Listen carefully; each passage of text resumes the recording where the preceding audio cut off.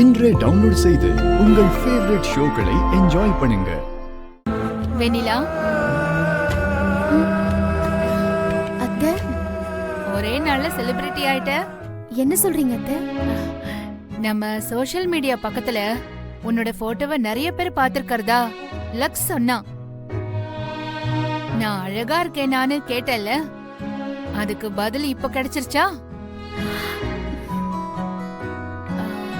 சரி, வருண் உன் போஸ்ட பார்த்தானா? என்ன சொன்னான்? அவர் அதை பார்த்த மாதிரி தெரியல அத்தை. பார்க்காம எங்க போயிட போறான்?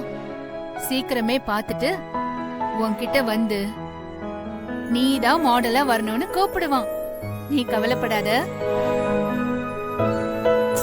சொல்ல முடியாது. அவன் ஏற்கனவே போட்டோவெல்லாம் பார்த்துட்டு புடிச்சு போய் எப்படி கௌரவத்தை விட்டுட்டு வந்து உன்கிட்ட எனக்கு மாடலா வான்னு கேக்குறதுன்னு தெரியாம கூட இருக்கலாம். வெண்ணிலா, நான் இவ்ளோ சந்தோஷமா பேசிட்டு இருக்கேன், நீ ஏதோ வருத்தத்துல இருக்கிற மாதிரி தெரியுதே, என்னாச்சு? அத்தை, என்ன மன்னிச்சிடுங்க அத்தை. என்ன வெண்ணிலா, ஏன் மன்னிப்பெல்லாம் கேக்குற? நான் கேட்டேன்னு எனக்காக தான் போட்டோ ஷூட் பண்ணீங்க.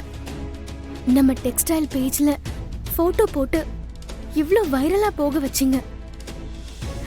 ஆனா இப்போ எனக்கு மாடலா பண்ணணும்னு தோணல அத்தை. எனக்கு இதெல்லாம் எதுவும் வேண்டாம் அத்தை. வருண் வேற யாரையாவது மாடலா வச்சு பிசினஸ் பண்ணிக்கிட்டோம்.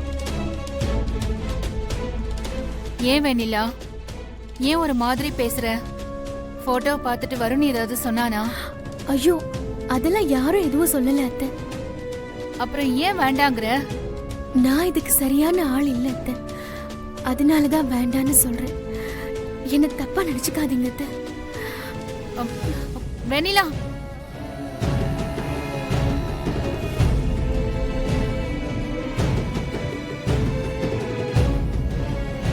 என்ன நம்மள வெண்ணிலா உன்கிட்ட ஏதோ சொல்லிட்டு போற மாதிரி தெரியுது. அவ ஏதாவது சொன்னாளா?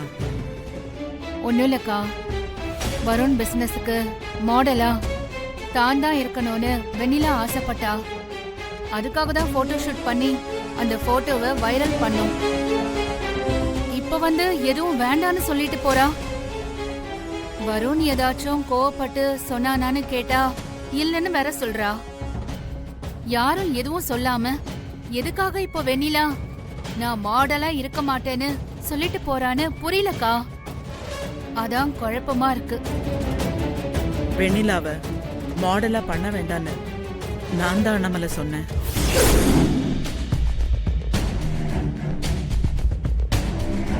நீங்களா? ஆமா நம்மள, நம்ம குடும்ப கௌரவத்துக்கு இது சரியா இருக்காதுன்னு நான் தான் சொன்னேன்.